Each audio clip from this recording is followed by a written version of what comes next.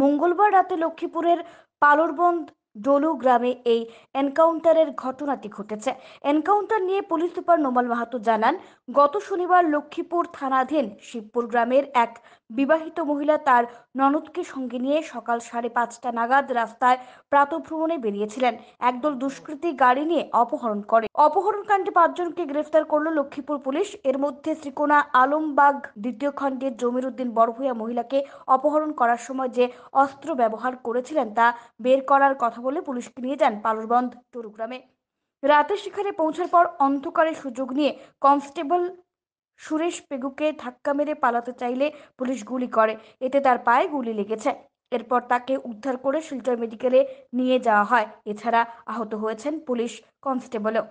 উল্লেখ্য, অপহরণ কাণ্ডে 5 জনের মধ্যে 1 জন মহিলা ও 4 জন পুরুষ।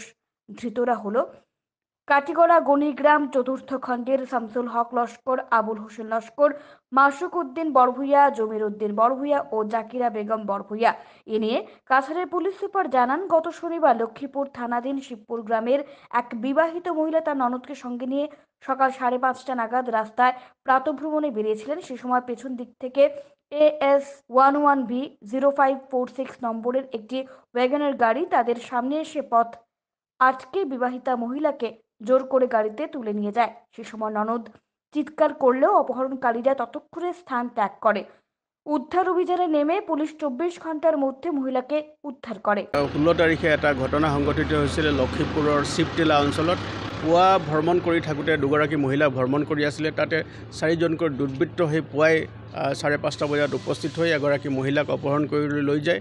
আৰু লগে লগে আমি যেতিয়া পুলিচক গোটেই ঘটনাটো যেতিয়া তেওঁলোকে ৰিপৰ্ট কৰে বা আমাক জনায়, লগে লগে আমি তদন্ত আৰম্ভ কৰোঁ। 24 ঘণ্টাতকৈ কম সময়ৰ ভিতৰতে 4জনকৈ যিজন ব্যক্তি আমি চিনাক্তকৰণ কৰি জিলাখনৰ বিভিন্ন ঠাইৰ পৰা তেওঁলোকক ধৰিবলৈ সক্ষম হ'লোঁ। এই 4জন ব্যক্তিৰ লগত এগৰাকী মহিলাও জড়িত হৈ আছিলে।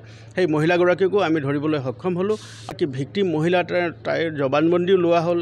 এইটো দেখা গ'ল যে তাইক অপহৰণ কৰি তেওঁক ধৰ্ষণৰ চেষ্টা কৰা হৈছে। আৰু সেইমতে ইয়াৰ মূল অভিযুক্ত জমিৰ উদ্দিন বৰভূঞা, তেওঁ ঘৰ হ'ল আলমবাগ পাৰ্ট 2। আৰু ইয়াৰ পৰা গৈ তেওঁ শিৱটিলা লক্ষীপুৰ অঞ্চলৰ পৰা সেই মহিলাগৰাকীক অপহৰণ কৰিছিলে। তাক যি ভিক্টিমগৰাকীয়ে ইতিমধ্যে চিনাক্তকৰণো কৰিছে।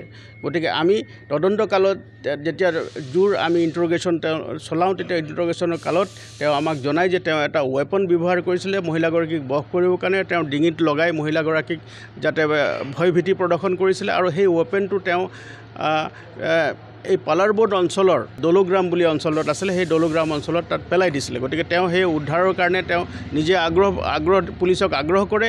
আৰু পুলিচৰ আৰক্ষীৰ টীম যেতিয়া তালৈ যায়, সেই টীমটো যাওঁতে তেতিয়া সেই পৰিত্যক্ত স্থানত তেওঁ তাক সুবিধা বুজি কৰ্তব্যৰত যিজন আমাৰ আৰক্ষী কনষ্টেবল আছিলে সন্তোষ পেগু, তেওঁক তীব্ৰভাৱে আঘাত হানে, বুকুত তেওঁক আঘাত হানে, মুখত আঘাত হানে আৰু তেওঁ পলাই যাবলৈ চেষ্টা কৰে। আৰু সেই সময়ত আমাৰ পুলিচ যিটো দল তাত উপস্থিত আছিলে, তেওঁক ৰখিবৰ কাৰণে বহুতো তেওঁক ছিগনেল দিলে। তেওঁক ছিগনেল নেমানি তেওঁ দৌৰি পলাই যাবলৈ তেওঁ চেষ্টা কৰে।